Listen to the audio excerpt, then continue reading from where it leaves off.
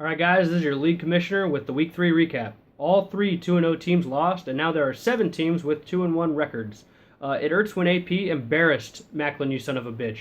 After a week where Nick's team was decimated by injuries, he bounces back with a win and almost 100 points, with lots of help from Kansas City's defense. But he suffers another injury, this time to his tight end. This matchup wasn't so much about Nick's team being great, as much as it was about Joey's team being awful. So this week's weekly recap is brought to you by your helpful Southern California Honda dealer, and I'm here to give Joey a random act of helpfulness. Joey, you are Odell Beckham picking a fight with a kicking net. The net is harmless. It didn't do anything to you. But you threw the first punch, and Nick fought back. Deshaun Jackson fucked you, and now you have a black eye. You talk all this shit, but you don't back it up. And when it's over, you tell everyone you forgot to set your lineup. That's a coward move. It's worse than crying on the sideline. Next time, take the loss like a man and try to do better. You should take a lesson from me. I know I had a slow start, but after this week, I'm feeling a lot better about my team. To be honest, all the injuries worked in my favor. I got all the pickups I wanted, even though I didn't have to play any of them. And now Jordan Howard, the very last pick of the draft, is a starting running back. All these moves filled a hole in my lineup, just like I filled the hole in Kyle's muscular butt. Fat and Lacey got the win over Don't Hate the Slayer. Kyle's team was undefeated and had the most points scored through the first 2 weeks, but now he falls from first to third place. Will, you're right. I won because of my defense and kicker. Remember in the last video how I talked about how I need to make great decisions? Well, I made the decision not to question Belichick and the Pats, even though they had a third-string rookie quarterback, which means the game could have been ugly. Kind of like the Sackos loss to House Terrell. Since his Week 1 loss, Kyle Besa has looked like a playoff contender.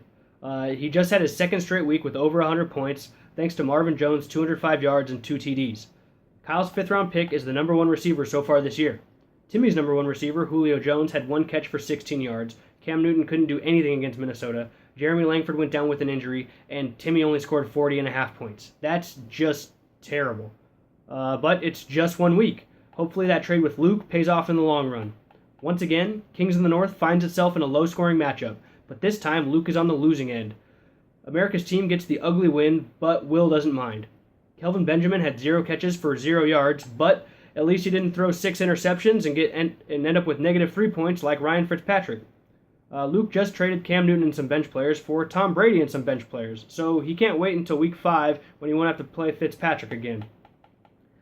The 2 best teams in the league faced off, and they didn't disappoint. The Tecate Hammer Games had a great week and the second highest point total, but the champ had a better one, scoring the most points in Week 3. As Sunday progressed, Adam had a commanding lead, but Ben's team fought back on Monday night with 52 points combined between Drew Brees and Devontae Freeman.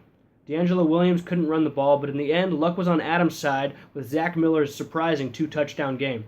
And Ben was the recipient of that furious butt sex that he keeps talking about.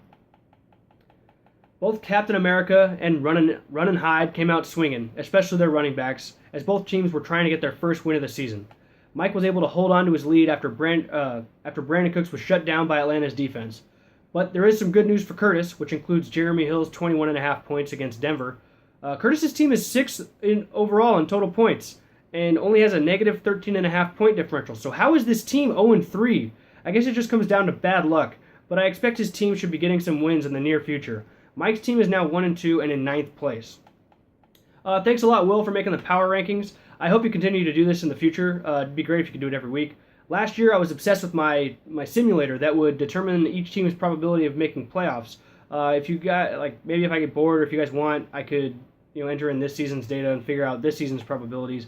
But this year, I'm more focused on trying to come up with a metric to compute the power rankings. The way ESPN used to do it was that it was your total points plus 100 points for each win that you had. So, which in my opinion gives way too much value to a single win, especially this early in the season when you only have 300 points total. So the value of a win should change depending on the current week. But no matter how I change it or what I do, I'm still not happy with it because I want the power rankings to account for what's going to happen. You can't really do that accurately based on historical data or the stuff that's already happened. You can use that as a starting point, but really you have to rely on the expert rankings and go with your gut instinct. It's hard. It's kind of like trying to predict any sport. Anyway, I like our current system with Will making the power rankings and then I can comment on them. This week our ranks are pretty similar, but I would drop Will down to 5th, and here's why. Take a look at the graphs posted in the message boards, specifically the points not scaled graph. You see that big orange line right in the middle that just drops off? That's Will's team. I'd also move Nick down to about 9 or 10, and then Curtis up to about 7. But again, it comes down to what's the point value of a win. The matchups for Week 4 are Ben vs. Luke, Brian vs. Nick, Joey vs. Besa, Will vs. Mike, and then we have the battle for first place, Adam vs. Kyle, and the battle for last place, Curtis vs. Timmy. Thanks for watching, guys, and good luck in Week 4.